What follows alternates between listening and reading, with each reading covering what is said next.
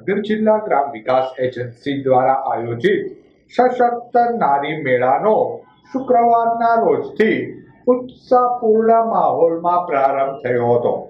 શહેરના જવાહર મેદાન ખાતે આયોજિત સશક્ત નારી મેળાનું મંત્રી કૌશિકભાઈ વેકરિયા તથા જીતુભાઈ વાઘાણીના હસ્તે દીપ પ્રાગટ્ય કરી ઉદ્ઘાટન કરાયું હતું।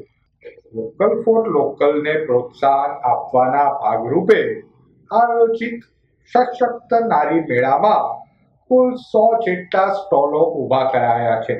સશક્ત નારી મેળાના ઉદ્ઘાટન પ્રસંગે મેયર ભરતભાઈ બારડ, શહેર ભાજપ પ્રમુખ કુમારભાઈ શાહ સહિત અન્ય આગેવાનો, જિલ્લા ગ્રામ વિકાસ એજન્સીના અધિકારીઓ, કર્મચારીઓ ખાસ ઉપસ્થિત રહ્યા હતા।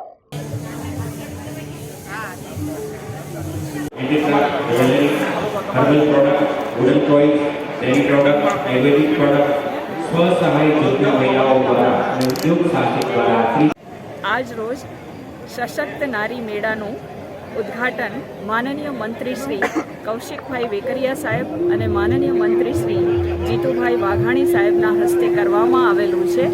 આ મેળામાં 100 જેટલા બહેનોએ પોતાના સ્ટોલ રાખેલા છે, જેમાં એમણે પોતાની જાતે ઉત્પાદિત કરેલી વસ્તુઓ વેચાણ માટે મૂકી છે। તેમજ 20 બહેનોએ પોતાના ફૂડ સ્ટોલ રાખ્યા છે। તેમાં પણ તેઓએ જાતની જાતે બનાવેલી વાનગીઓ મૂકી છે।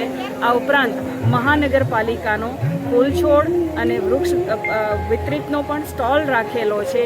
આ તમામ બહેનોને, આ તમામ સ્ટોલ ધારકોને એનો વેપાર થાય, એમને ઇન્કમ થાય, એના માટે ભાવનગરની જનતાને હૃદયપૂર્વક આહ્વાન કરું છું કે 3 દિવસનો આ મેળો સવારે 10:30 થી રાત્રે 10 વાગ્યા સુધી ખુલ્લો રહેશે।